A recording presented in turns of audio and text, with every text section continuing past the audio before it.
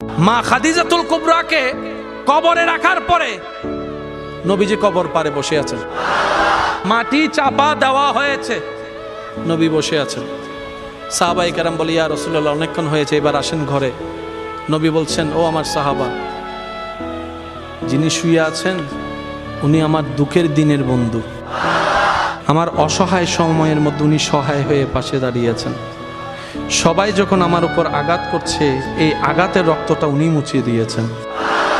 উনি আমার জন্য একটা শক্তি হয়ে দাঁড়িয়েছেন। আমার খাদিজা, আমার স্ত্রী, তোমাদের উম্মাহাতুল মুমিনিন। ইয়া রাসূলুল্লাহ, একটু ঘরে আসেন। নবী বললেন, একটু পরেই ওনার কবরে ফেরেশতা আসবে প্রশ্ন করার জন্য। আমি নবী বসে আছি, আমার খাদিজার প্রশ্নের উত্তর আল্লাহর হুকুমে খাদিজার পক্ষ হয়ে আমি নবী উত্তর দেওয়ার জন্য।